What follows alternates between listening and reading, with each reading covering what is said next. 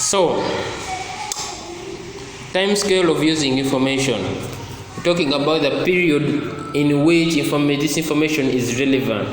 Because if you know very well from your communication skills, the moment information takes long without being used or without being put to use, it becomes irrelevant or less important.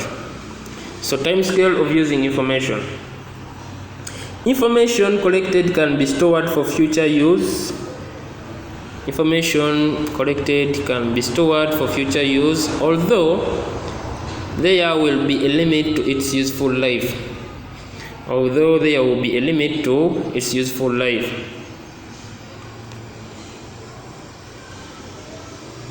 Strategic planning can use historical information and associate it with current information from within the organization and from the trend of events in order to predict the future. So you can only predict the future using the information you've collected in the long run. The more information you collect, the easier it is for you to predict the future.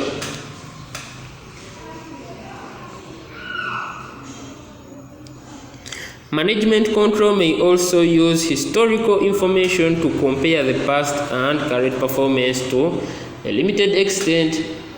For example, if you know how your company has been performing 3 years ago, then you can predict how your company will perform 5 years in future, depending on the situation and whatever is going on in your community or environment.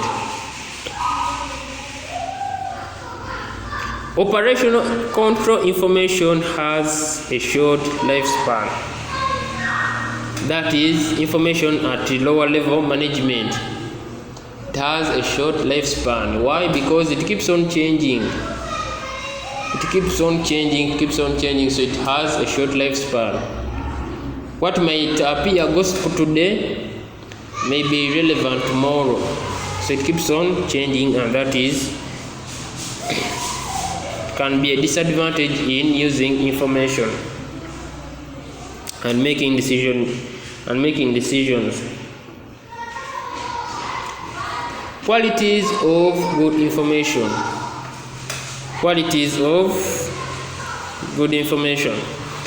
Good information will always have the following qualities.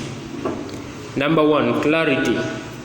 Information must be clear to the user and clearly understood to be able to use it properly. If you cannot understand the information, then you will obviously not be able to use it in the long run. So information must be clear to the user and clearly understood to be able to use it properly. Clarity is our first quality of good information. Quality number 2 is accuracy. Information should be accurate because using incorrect information could have serious and damaging consequences. However, information should be accurate enough for its purpose, and there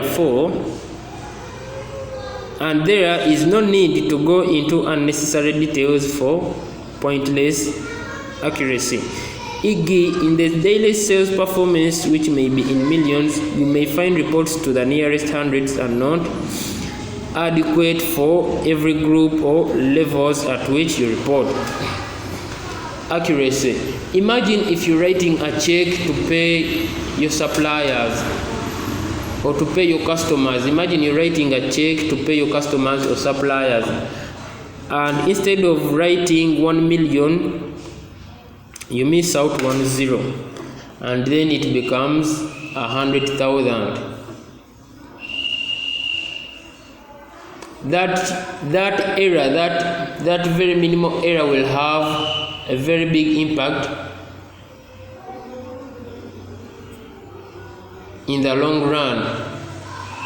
It will have a very big impact on your business in the long run because you just missed out by a 0. So if someone is supposed to pay you 1 million and you wrote 100,000, they will be surprised, but they will pay you 100,000 100,000 instead of the 1 million, hence you incurring a total loss of over 900,000 shillings.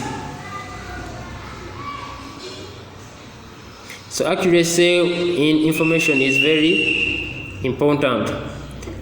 Relevancy. Information must be relevant for the purpose for which to use it, so that it can have potential contribution to decision process or task which a manager must carry out.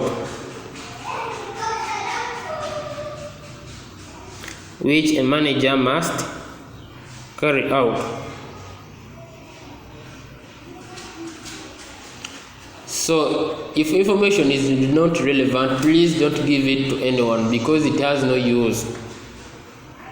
If you're giving out information which is without an intended purpose, it becomes irrelevant.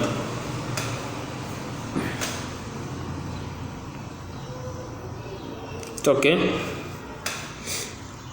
Purpose. Information must have a purpose, otherwise it is useless and valueless.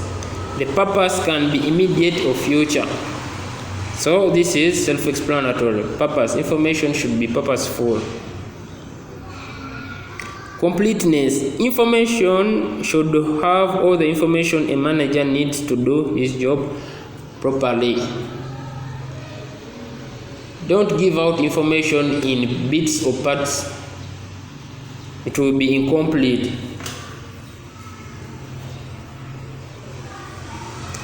Give information in full at its best so that it can be useful to the whoever wants to make a decision in the long run. Confidence. Information must be trusted by managers who are expected to use it. Therefore, information must be certain. If you know that someone is a muyaye and is not trusted by your bosses, don't tell this person don't give information to this person to take it to your bosses, because your bosses will think he or she is joking. Remember, for information to be useful and relevant, sometimes you have to trust the person who is moving this information. If it is someone who is not trustworthy, information will not be trusted, and hence having a negative impact on the business in the long run and future. Communication. In organizations, individuals are given the authority to do certain tasks, and they must be given the information needed to do them. Therefore, information must be communicated to the right user. Information must be communicated to the right user.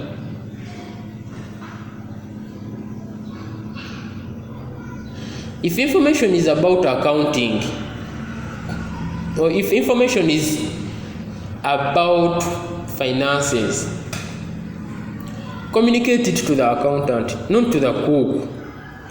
This information has no use to the cook. This is information about finances. If information is about food, spices, various categories of food, when to eat them and so forth, communicate it to the cook, not to the accountant, not to the manager. Because this information is irrelevant. It's not useful to these categories of people. It is only relevant to people in the kitchen.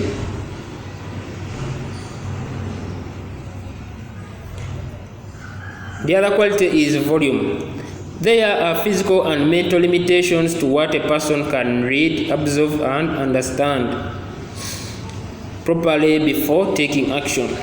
So, brevity requires that you should be given the least amount of information consistent with no reduction in your ability to make a decision. Information given in appropriate quantities can be useful. It can be useful if given in appropriate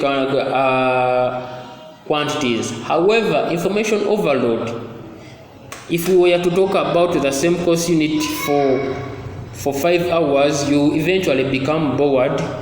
You will lose interest in what you're doing, and in the long run, everything that we've said before will become useless.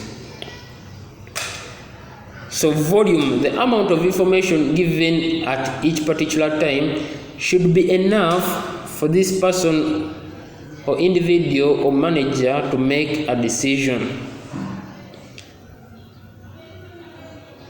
Information should not be overloaded or underloaded. It should be appropriate for this manager to make a decision. Time limit. Information which is not available until after a decision is made will be useful only for comparison and long-term control, and may serve no purpose even then.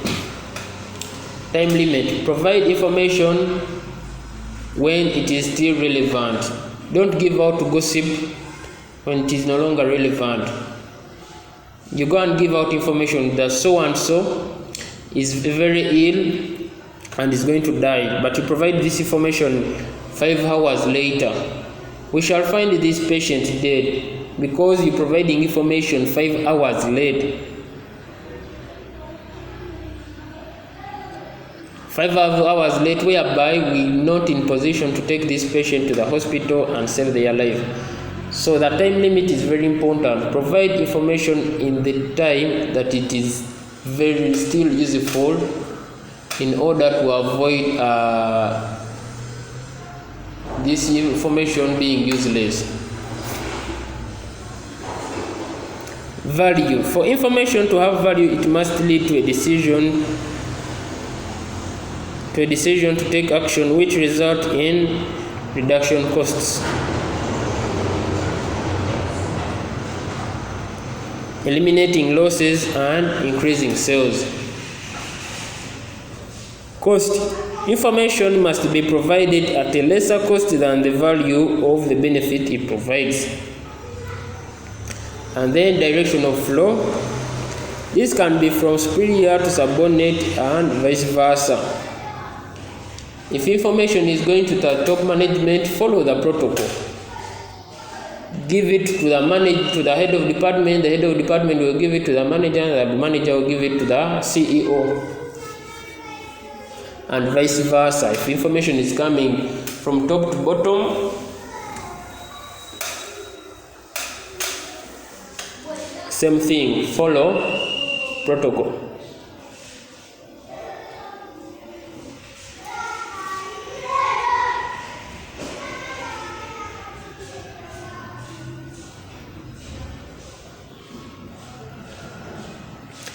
Chapter 2, let's talk about computer systems.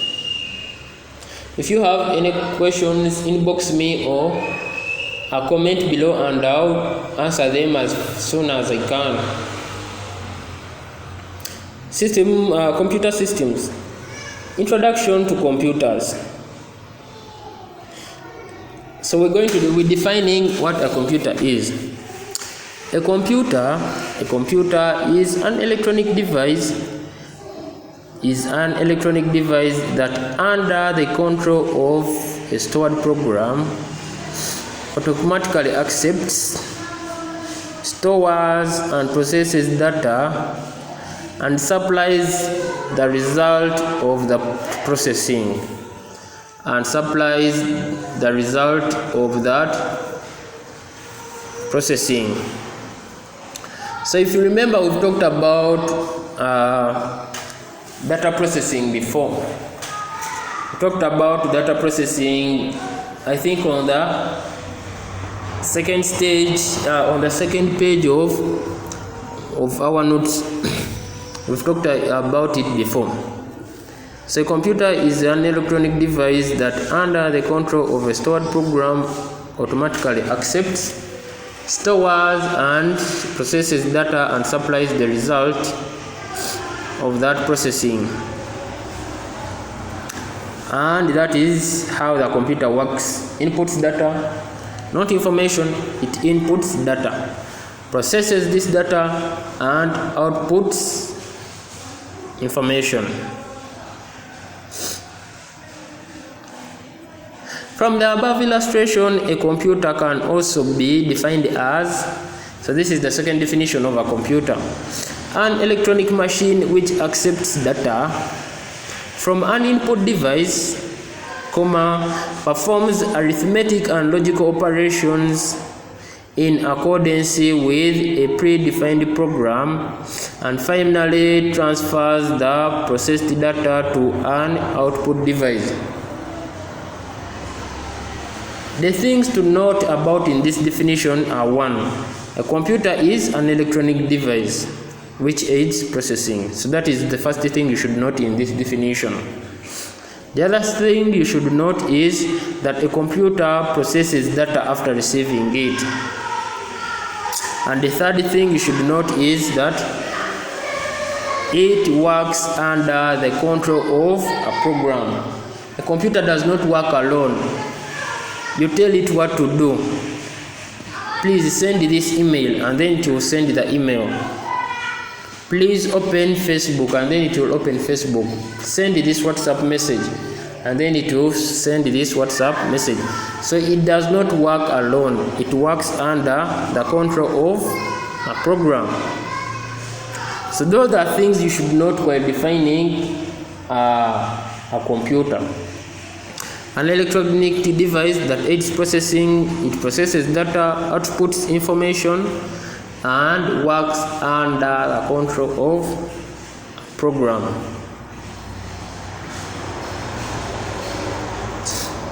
A computer system consists of 6 main elements or components. A computer system consists of 6 main elements or components. Number 1, hardware. Hardware refers to the physical parts of the computer. So when you talk about computer hardware, we're talking about those physical parts you see when you look at a computer: the screen, the keyboard, the mouse, the speakers, etc. It is in form of mechanical and other engineering parts of a computer. So that is what hardware is.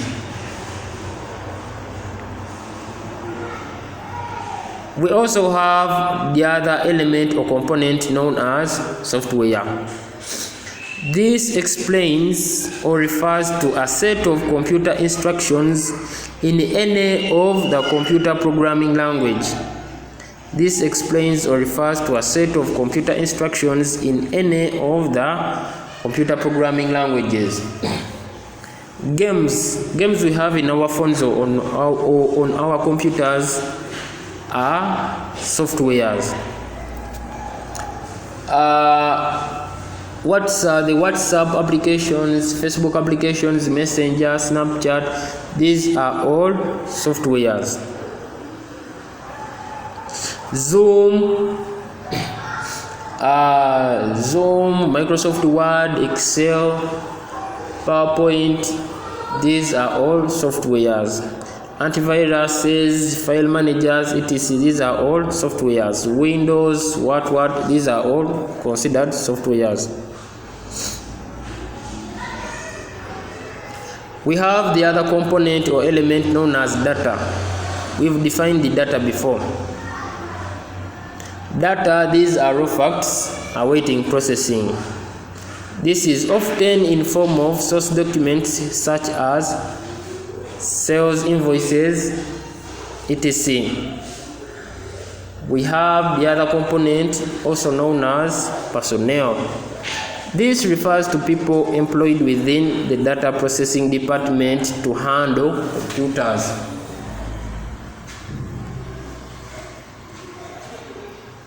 So the personnel. Then we have users. These are the clients of the systems and the implementers of the system. So users are the end user clients. These are the people who actually use the computer. When you go to the cafe and start using that computer, you become a user. The person who works in the cafe, the one who gives you how many minutes you're supposed to use, becomes the personnel. These are the technical people who will help you on how to use this computer. Then we have procedures. These are always written down, documented to users to follow. They reduce on training time and errors and services, and serve as a guide for future changes to the application. So for example, when we buy phones, normally phones come with a small manual or guide on how to use a phone. These are what we call procedures. When you buy a TV or a remote or any gadget that you buy brand new, not on the black market, but something that you buy brand new, comes with a set of procedures and guidelines on how to use this device. And it becomes very important in the long run. In case something fails, you can always refer to the manual or to the guide that you were given or that came with the product. So for now, let's stop here. Next time we come, we shall start with the history of computing or the evolution of computers. I'll be waiting for any questions that may arise, and I will be willing to answer them. Thank you.